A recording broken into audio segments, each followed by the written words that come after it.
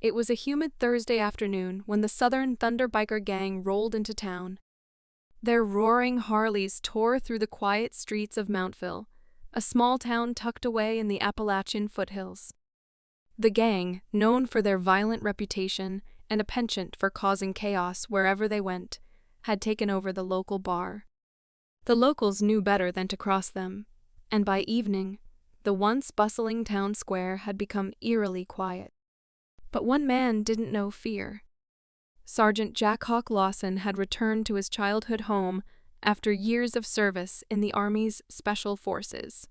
Discharged recently, he wasn't planning on staying long. Just a few days to visit family and reconnect with his roots. But as fate would have it, Hawk wasn't about to let this gang get away with disrupting the peace. Hawk had seen it all: combat zones in the Middle East, covert ops in Central America, and the dark side of human nature. But there was something about this gang that set his blood on fire.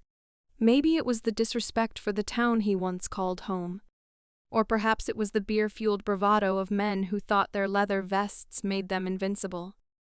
Either way, Hawk wasn't one to stand by and let things go unchecked. As the bikers slammed their bottles on the counter and taunted the bartender, Hawk walked in. He was a man out of place, dressed in civilian clothes, but the lean, sharp posture of a soldier still clung to him. The air in the bar seemed to freeze when he stepped inside. It wasn't just his military presence, it was something deeper. There was a stillness in his eyes that made even the loudest biker take a pause. One of the bikers, a burly man with tattoos snaking down his arms, stood up. "You got a problem, old ma." He sneered, the scent of cheap whiskey in his breath. Hawk didn't flinch. He looked the man up and down before responding in a voice that was low but steady. "No problem." "Just here to have a drink," the biker laughed, looking to his crew for approval. "We don't take kindly to strangers around here." "And you sure as hell don't look like one of us." Hawk calmly walked to the bar and ordered a beer, ignoring the gang's escalating jeers. He knew this game he had been trained to handle worse. The bikers continued to hurl insults, trying to provoke him into a fight. But Hawk remained calm, sipping his drink as if he was simply passing through. But it didn't take long before the tension snapped. The same burly biker lunged at Hawk, grabbing him by the arm. "You don't ignore us. Soldier boy, not here. Not now." Before the man could register what happened, Hawk had spun around, locking the biker's wrist in a perfect pressure hold. The biker's face turned white as Hawk twisted his arm, forcing him to his knees. "Listen closely," Hawk said, his voice so quiet it was almost a whisper. "I spent years in places where men like you learned to fear silence. You want to test me? I'll show you the kind of fight you've never seen. I'm not here to play games."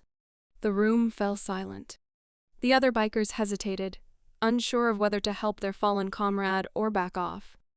Hawk didn't wait for them to decide. With a swift movement, he released the biker's wrist and shoved him back onto the floor. "No one," Hawk continued, his voice gaining strength, "disrespects this town. Not on my watch." The bikers exchanged nervous glances. They knew better than to push a man like Hawk further. In the military, men like him were trained to stay calm, precise and lethal. This wasn't a man you messed with unless you had a death wish. The burly biker slowly stood up, nursing his bruised pride more than his actual wounds. "You're lucky," the biker muttered, backing away. "You don't belong here, soldier.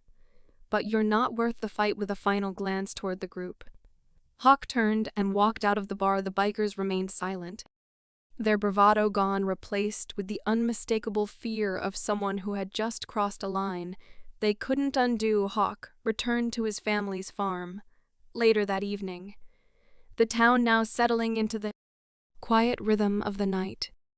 He knew better than anyone that it wasn't about proving something, it was about protecting the peace, even in the most unexpected places.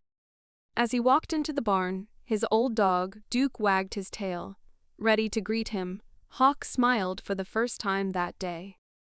No matter where he went or what he faced, There was always one thing he knew for certain.